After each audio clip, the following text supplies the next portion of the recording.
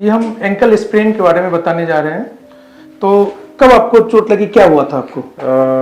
कल 3 बजे दोपहर में मैं उतर रहा था सीढ़ी से, एक सीढ़ी मेरा मिस हो गया और ये पैर जो है ऐसे ट्विस्ट होके मैं दूसरे साइड को गिरा, राइट साइड को गिरा। पहले तो नोटिस नहीं हुआ, थोड़ा सा मतलब उसी टाइम पे इमीडिएटली थोड़ा सा पेन हुआ, बट लेकिन मैंने सोचा कि इसके साथ मैं फंक्शन कर सकता हूँ और मैं चला गया था ऑफिस। उसके बाद लेकिन शाम को थोड़ा सा जो सॉर्ट ऑफ क्या उसे बोलते हैं, स्वेलिंग स्टार्ट हो गया था उसी के आफ्टरमैथ में, और लेकिन रात को बहुत ज्यादा पेन हुआ। तो अभी जो मैं देख पा रहा हूँ इसमें स्वेलिंग काफी है और दबा करके देखने से यहाँ पे है और यहाँ पे दर्द है। तो यहाँ पे एक लिगामेंट होता है, इंट्रोसियस लिगामेंट रहता है टिबिया और फिबुला के बीच में, वहाँ पे तो ये कभी कभी इंजरी होता है और इसमें यहाँ पे होता है। ठीक है, तो जितना दर्द और स्वेलिंग है, सबसे पहले हम इसमें एडवाइस करते हैं एक्सरे। एक्सरे क्यों कराते हैं कि सबसे पहले फ्रैक्चर को रूल आउट करना रहता है जी। तो आपने अभी एक्सरे करा करके मेरे पास में आए हैं जी। पहले क्लिनिकली देखा आपको, फिर मैंने आपको एक्सरे के लिए एडवाइस किया। जो हमने एक्सरे किया, ये एक्सरे में यहाँ पे दर्द जैसे यहाँ पे है, इस रीजन में फिबुला वाला रीजन में, यहाँ पे टिप, यहाँ पे कोई फ्रैक्चर नहीं है, एंकल बिल्कुल नॉर्मल है, फुट भी आपका बिल्कुल नॉर्मल है। तो एक्सरे कराने के बाद जब एक्सरे में सब कुछ नॉर्मल होता है, तब फिर होता है एंकल स्प्रेन की संभावना होती है। ठीक है, और एंकल स्प्रेन क्या होता है, जिसको हम ग्रेड करते हैं, ग्रेड 1, 2 एंड 3। ग्रेड 1 का मतलब क्या होता है कि थोड़ा ट्विस्ट करता है, और आप समझिए कि जो लिगामेंट होता है जो दो बोन को जोड़ करके रखता है, लिगामेंट इज जस्ट लाइक रस्सी एंड रोप, जो दो बोन को बांध करके रखता है। तो ग्रेड 1 का मतलब क्या हुआ कि थोड़ा ट्विस्ट होता है और थोड़ा बहुत दर्द और स्वेलिंग होता है, और आप समझिए कि लिगामेंट यानी रस्सी पूरा इंटैक्ट है, कहीं कुछ नहीं हुआ उसमें। ठीक है, थोड़ा बहुत इंजरीज वगैरह होता है, तो यूजुअली पेशेंट्स डॉक्टर को कंसल्ट नहीं करते हैं। ठीक है, ग्रेड 2 का मतलब क्या हुआ कि ट्विस्टिंग थोड़ा और सीवियर हुआ, दर्द और स्वेलिंग जल्दी डेवलप करता है। ठीक है, और समझिए कि रस्सी का आधा पार्ट टूट गया, लिगामेंट यानी आधा इंजर्ड हो गया, आधा इंटैक्ट है, और पेशेंट्स बोलते हैं कि कदम रखने में हमें दिक्कत हो रही थी, हम नहीं चल पा रहे थे। अब ग्रेड 3 का मतलब क्या होता है कि इंजरी काफी सीवियर होता है, ट्विस्टिंग काफी सीवियर ढंग से होता है, काफी जोर से मुड़ता है, और इसमें आप समझिए कि जो लिगामेंट होता है जो हम रस्सी से कंपेयर किया हमने, वो ऑलमोस्ट कंप्लीट टूट जाता है वो। ठीक है, और दर्द और स्वेलिंग इसमें किसी किसी पेशेंट्स को इमीडिएट डेवलप करता है और किसी किसी पेशेंट्स को 1-2 घंटे के बाद भी डेवलप करता है जी। ठीक है, तो जैसे आपका कुछ देर के बाद डेवलप किया था जी। तो ये क्लिनिकली देख करके लग रहा है कि एंकल स्प्रेन ग्रेड 2 या ग्रेड 3 बोल सकते हैं जी। ठीक है जी। और जैसे कि नी का इंजरी होता है तो उसमें लिगामेंट टेयर होता है, तो उसमें हम लोग MRI के लिए बोलते हैं 1 वीक 10 डेज के बाद, क्योंकि वो लिगामेंट इंजरी जो है प्रॉपर हील नहीं होता है। लेकिन एंकल का लिगामेंट जो होता है वो खुद ब खुद हील हो जाता है जी। इसलिए हम इसमें मतलब कोई भी डॉक्टर से हम MRI जल्दी नहीं कराते हैं जी। अब इनिशियली इसका ट्रीटमेंट क्या होता है, जितना आपका दर्द और स्वेलिंग है, कि इसमें एक तो प्लास्टर लगाना जरूरी होता है 1 वीक के लिए।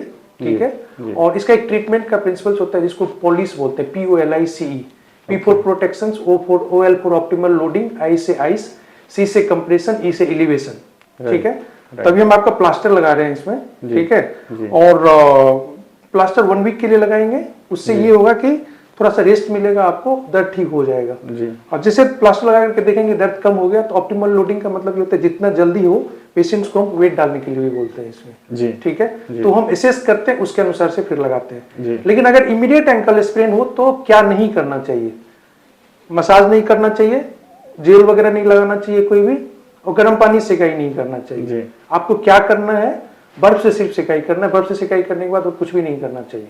मैंने करा था एक्चुअली, मैंने किया था। हाँ, मैंने वो सिलिका जेल पैक जो होते हैं वो ठंडे वाले, वो लगाया था मैंने करीब अराउंड 25-30 मिनट्स एट वंस। नहीं, मैं उसका तरीका बता रहा हूँ जी। सबसे पहले क्यों नहीं करना चाहिए वो 3 चीज, जैसे आपको चोट लगी जी। ठीक है, तो वहां पे क्या होता है, एंकल स्प्रेन होता है तो ब्लड वेसल्स वगैरह होता है जी। ब्लड वेसल्स फटता है जी। फटने की वजह से क्या होता है वहां पे कि ब्लीडिंग होता है। अब ब्लीडिंग की वजह से फिर क्या होता है कि स्वेलिंग डेवलप करता है, एडिमा डेवलप करता है, जैसे यहाँ पे है। तो जब आप मसाज करते हैं, गर्म पानी सिकाई करते हैं, वोलिनी जेल वगैरह कोई भी यूज करते हैं, तो वहां पे क्या होता है कि ब्लड वेसल्स और फैलता है। ब्लड वेसल्स जब फैलता है तो वहां पे और ब्लड जाता है। अब ब्लड जाने की वजह से फिर दर्द बढ़ता है, स्वेलिंग बढ़ता है, और आपको प्रॉब्लम होगा। और जब हम बर्फ से सिकाई करते हैं तो वो क्या करता है, वेसो कंस्ट्रिक्शंस करता है, वेसो कंस्ट्रिक्शंस करता है, तो वहां पे ब्लड ज्यादा नहीं जाता है। तो वेसो कंस्ट्रिक्शन होने की वजह से तो ब्लड कम जाता है, स्वेलिंग कम होगा आपका, इडिमा जिसको बोलते हैं वो कम होता है, और साथ साथ स्पेशल मैकेनिज्म से दर्द को भी कम करता है। तो इनिशियली जब चोट लगे तो यही काम करना चाहिए और नहीं करना चाहिए। जी मैंने लेकिन आइस फर्मेंटेशन के साथ मैंने वो भी करा था, आई थिंक ओमनी जेल जो जेल वगैरह नहीं करना चाहिए। ठीक है जी, ठीक। तो और क्या होता है एंकल स्प्रेन में, जैसे हमने प्लास्टर लगाया अभी, अब 1 वीक के लिए लगाएंगे जी। और किसी किसी पेशेंट्स में एंकल स्प्रेन के साथ साथ कभी कोई बोन में एडिमा डेवलप कर जाता है, कभी कोई ऑस्टियोकोंड्रल फ्रैक्चर वगैरह होता है जी। तो रेयर पेशेंट्स ऐसे भी होते हैं जिसको हम 2 वीक तक ट्रीट करते हैं जी। और फिर भी ठीक नहीं होता है, तब उसको हम डिफिकल्ट एंकल बोलते हैं जी। और उसके लिए पहले MRI कराते हैं और फिर ये मतलब इस टाइप से ट्रीट करते हैं। और जैसे 1 वीक के 10 डेज के बाद आपको दर्द कम हो गया, सब कुछ ठीक ठाक है, तब फिर इसमें एक्सरसाइज करना उतना ही इंपॉर्टेंट होता है। ठीक है, एक्सरसाइज क्या होता है, एक तो ankle muscles and foot muscles strengthening exercise, साथ में एक प्रोप्रियोसेप्शन एक्सरसाइज होता है। प्रोप्रियोसेप्शन का मतलब ये होता है कि जैसे हम कोई भी जॉइंट से ये या एंकल कोई भी जब हम मूव करते हैं तो ब्रेन हमारा परसेप्ट करता है, ब्रेन बोलता है कि नहीं इससे ज्यादा मत करो आप। ठीक है, तो जैसे एक बार एंकल स्प्रेन हुआ तो वो एंकल में लिगामेंट्स में जो प्रोप्रियोसेप्शन होता है वो चला जाता है। ठीक है, तो इसलिए जब प्रॉपर ट्रीटमेंट नहीं करते हैं, प्रोप्रियोसेप्शन एक्सरसाइज नहीं करते हैं तो ट्विस्ट बार बार होता है। ठीक है, ट्विस्टिंग इनफैक्ट उससे ज्यादा होता है क्योंकि ब्रेन परसीव नहीं करता कि और नहीं मुड़ना है, उससे ज्यादा मुड़ जाता है, तो पेशेंट्स को ये बाद में प्रॉब्लम क्रिएट होता है, उसको हम रिकरेंट एंकल स्प्रेन बोलते हैं। लेकिन most of the time ankle sprain जो है फिजियोथेरेपी, ये प्लास्टर लगाना और एक्सरसाइज वगैरह से ठीक हो जाता है। रेयरली कभी जब ग्रेड 3 एंकल स्प्रेन होता है, अगर क्रोनिक कंडीशंस में ठीक नहीं होता है, तब उसमें सर्जिकल इंटरवेंशंस की जरूरत होती है। आपने एक चीज बोला ऑप्टिमल वेट का, ऑप्टिमल लोडिंग का बात किया। ऑप्टिमल लोडिंग का मतलब ये होता है आजकल कि जैसे दर्द कम हो जाए, आप जितना वेट ले सकते हैं उतना वेट लेना चाहिए। उससे क्या होता है कि मसल्स वीक नहीं होगा और वो मतलब और हीलिंग प्रोसेस ये प्लास्टर के तुरंत बाद मैं स्टार्ट कर सकता हूँ या प्लास्टर के बाद? जैसे हम प्लास्टर निकालेंगे आपका जी, ठीक है, तो हम असेस करेंगे पहले दबा करके कितना दर्द है जी। ठीक है, तो 1 वीक में मोस्टली ठीक हो जाते हैं। ठीक है, अगर दर्द आपका ज्यादा रहा तो हो सकता है कि 1 वीक हम प्लास्टर और लगा करके रखेंगे जी। तो वो क्लिनिकल असेसमेंट के ऊपर डिपेंड करता है बेसिकली। लेकिन इस 1 वीक में मोबिलिटी मेरा रेस्ट्रिक्ट हो जाएगा। देखिए, इसमें प्लास्टर लगाना है, प्लास्टर का मतलब ये होता है डिलिबरेटली इमोबिलाइज करना आप। ठीक है, तो आप रेस्ट में रहेंगे, पैर को उठा करके रखेंगे हार्ट के लेवल से ऊपर।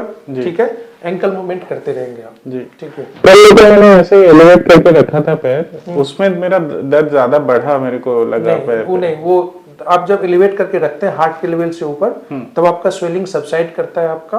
ठीक है, और आपके लिए बेटर होगा। हो सकता है कि पिलो का पोजीशन प्रॉपर नहीं हो, इसके वजह से होगा। अच्छा। लेकिन लिम्ब एलिवेशन जरूरी होता है इसमें। अच्छा। और हार्ट के लेवल से ऊपर होना चाहिए। कुछ पेशेंट्स क्या करते हैं, सपोज अभी हम बैठे हुए हैं, हमने इतना एलिवेट कर लिया लेकिन हार्ट के लेवल से ये नीचे है। ठीक है, तो ये इफेक्टिव नहीं होगा। हमें लेट करके तब मतलब हार्ट के लेवल से बिल्कुल जैसे ऊपर होगा तब जाकर के ये आपका सूजन वगैरह जो है वो कम होगा। और कोई क्वेश्चंस? ये बोन एडिमा जो आपने बताया था डिफिकल्ट एंकल का, वो एक्सरे से ही पता एक्सरे में वो नहीं पता चलता है। अच्छा। उसके लिए MRI करना होता है, वो अभी नहीं, जब मतलब आपका ठीक नहीं होगा तब फिर मतलब। लेकिन मैं जस्ट एक काउंसलिंग पर्पस से, समझाने के पर्पस से, इसमें टाइम लगता है कभी कभी। मैक्सिमम पेशेंट लेकिन जल्दी ठीक हो जाते हैं प्रॉपर ट्रीटमेंट लेने के लिए। और कोई क्वेश्चंस? नो, आपका कोई क्वेश्चंस? मेरा तो बस यही है कि बेसिक घर के अंदर मोबिलिटी उतना अलाउड है, जैसे वॉशरूम यूज करना है या? देखिए, प्लास्टर में यूजुअली हम अलाउ नहीं करते क्योंकि आप फिर से गिर गए, कहीं इंजरी हो गया तो मुश्किल हो जाएगा। लेकिन आप स्पेशल स्लीपर वगैरह आता है वो सब पहन करके थोड़ा बहुत एक्टिविटीज कर सकते हैं, उससे ज्यादा नहीं करना चाहिए।